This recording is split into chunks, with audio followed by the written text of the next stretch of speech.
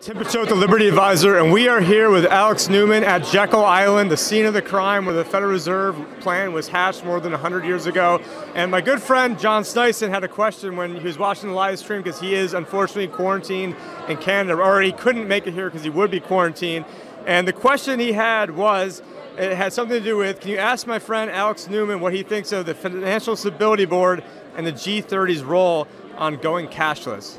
Yeah, thank you, John. Great question. So the Financial Stability Board, used to be called the Financial Stability Forum, has been upgraded from a kind of talk shop to a real regulatory body. I think the acronym FSB is a very interesting choice. It reminds me of a certain totalitarian government. But what they're doing now is they're creating the institutions, the mechanisms of global governance. The FSB is going to be a critical part of that. It's actually at the Bank for International Settlements, which those of you who have read Tragedy and Hope by Dr. Carol Quigley, the historian at Georgetown University, you know very well that the Bank for International Settlements is meant to be kind of the central bank for the central banks. It's a critical part of the architecture. Actually, I just read The Tower of Babel the other day. It's a very good book, despite being written by an establishment guy. There's a lot of useful information in there about what the Bank for International Settlements does. So it's going to be a very important piece of the architecture. If I had more time during my talk, I would have actually brought up the FSB. It's one of a constellation of agencies, mechanisms, bodies, committees that are being created that are ultimately intended to be used as the global government. And I think the FSB happens to be a very important part. Now the G30, there's all kinds of these Gs. There's the G7 now because they kicked out the Russians. They've got the G20, but they're all working toward the same ultimate goal. And as soon as a member refuses to play along, it's interesting what happens. The Council on Foreign Relations, which I know most of you guys know very well, they put out a piece in Foreign Affairs a couple years ago where they called for a G9 committee to save the world order from Donald Trump. They were very upset with President Trump because he was kind of taking a wrecking ball to some of these critical institutions of global governance that they love so much. And so they proposed taking all of America's closest allies, the Koreans, the Australians, the Europeans, and all the rest of them, and basically using that G9 to hold down the fort until they can get rid of Trump and kind of rebuild all the damage that he did. So, anything with a G in front of it, it's group of governments, always you want to be weary. And this whole effort to create a world government is, in my opinion, hatched in the pit of hell. It's crazy. It's so dangerous. You don't even know where to begin with it. It's got to be resisted. Thank you for the great question. I wish you could be here with us. I'm sorry for the government's insanity that you can't come around. But it's wonderful to be able to chat with your friend here. It's wonderful to be able to chat with you by video, and can't wait till we meet again. So yeah, I think we'll have to have a Tim and John show with you in the future, because we could just probably go on for hours. Everything you talked about with the Bank of International Settlements, SDR, especially the special drawing rights, Council on Foreign Relations, and there's just so much overlap that we have. But I think to kind of close out, because I would like to save this kind of for a later podcast where we can go into long format, is we see right now this push towards digital currency, which is never, just today news came out the Bank of Japan was now going to have their own digital currency. The Bank of International Settlements has been for months or even years talking about going this route. To me, there is pretty much almost no bigger issue, because once they get this, it's really checkmate. But do you think there's any hope or any future? Because a lot of our listeners already kind of know the dangers of digital currency, but do you think there's any hope for mankind at this point? Or, I'd hate to say it's an inevitability, but it seems like, as David Icke was saying, if you know the destination, you can see the journey, and so we can see what the destination is. But do you see that there's any hope really for what's going on? Yeah, great question. And my first answer is, as a Christian, my hope is not in this world. So the whole thing could come crashing down, everything could fall apart, and that's okay, because again, my hope's not in this world. In the physical sense, in the sense of what's going on in the world today, can we stop it? I don't know. I don't know whether it can be stopped. I hope so. I'm going to fight like crazy to make it stop. We couldn't even stop that guy, so I don't know. I know, right? Yeah. And this is like a freight train. It's like trying to stop a freight train. They've got so much momentum. They've got so much money. They've been brainwashing the kids in the public schools for so long.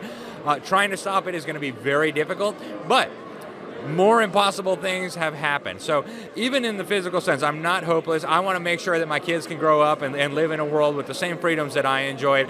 So whether we can win or not, doesn't excuse us. We have got to be in the fight. You know, just trust God with the results. But for now, we've got a job to do, preserve our freedom, make this world a better place if we can.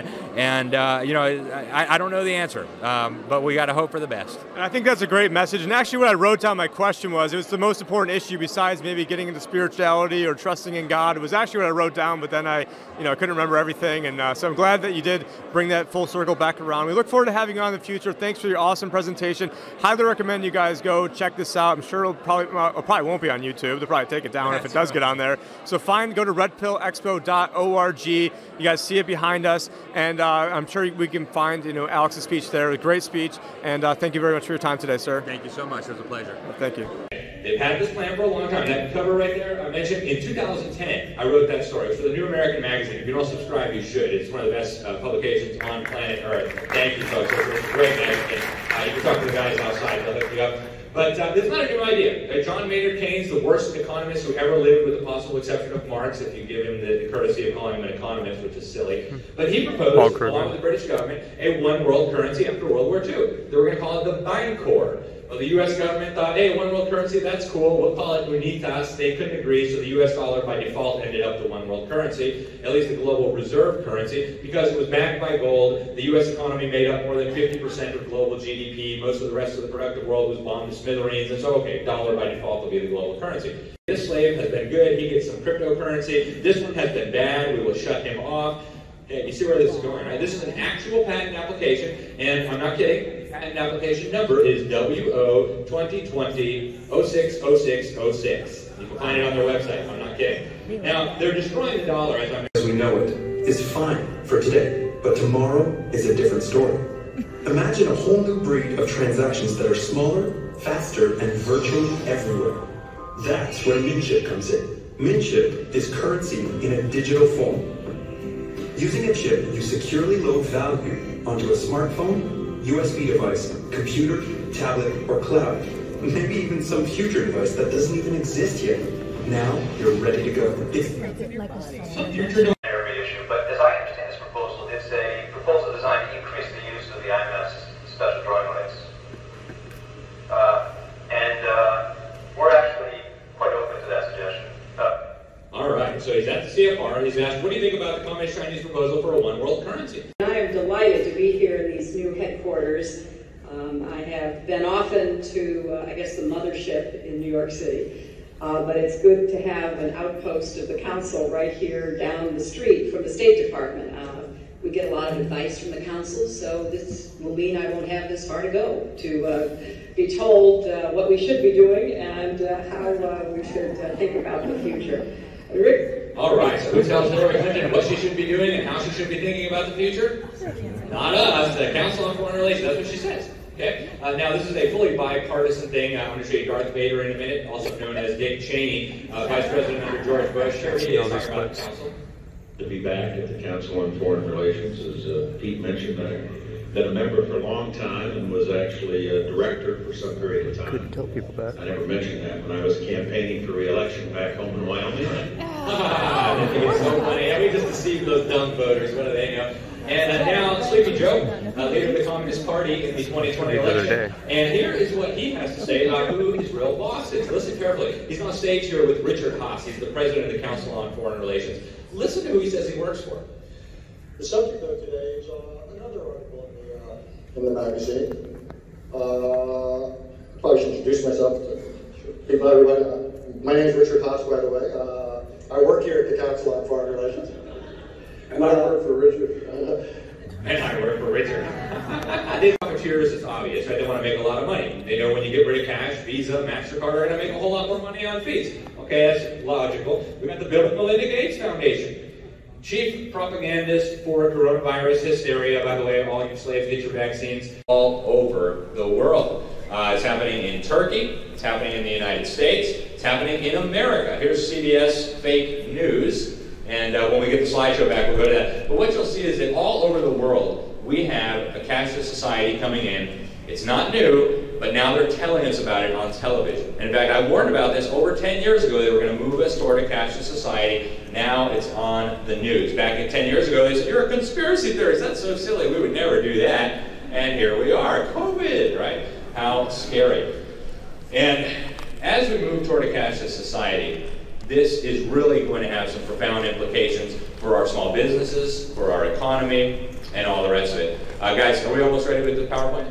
Everyone, this is Tim Picciott, the Liberty Advisor. I'm a financial advisor who actually gets it. I've been red pilled. I'm actually just coming from the Red Pill Conference. Right behind me is the Jekyll Island Club, which is where the plan for the Federal Reserve was hatched in 1910. That was ultimately put into place December 23rd, 1913. And if you're working with an advisor that doesn't know any of this stuff, doesn't get it, and maybe he lost you 15% when the market went down in March, maybe he lost you 30, 40, 50. I mean, if you're in a spot where you had an advisor that did not know what was coming, that was not making videos about what was coming, how do you think they're going to protect you in the future? This is a warm-up act for ultimately what's coming when the currency is ultimately destroyed. So again, I was on video, uploaded a video right before the day before the stock market high on February 19th, where I gave a little YouTube, gave a little GoPro video like I'm doing right now, where I listed the different reasons why the stock market was a bubble, and more importantly, what you could do about it.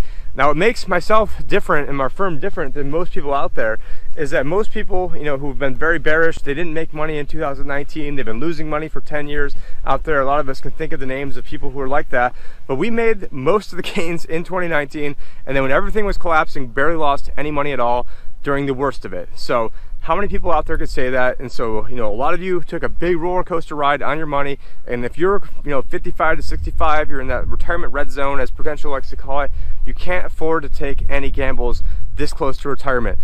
There is a notion out there called sequence of return risk, where it is the notion that the average return in retirement is actually not as important as the order of your returns. So if you're about to retire and you're down 20% year one, you're going to have to gain 42% over the next 3 years to get back to even, assuming you're taking a 4% withdrawal. So if you got $1 million, you're taking $40,000 out per year, your $1 million turns into $800,000.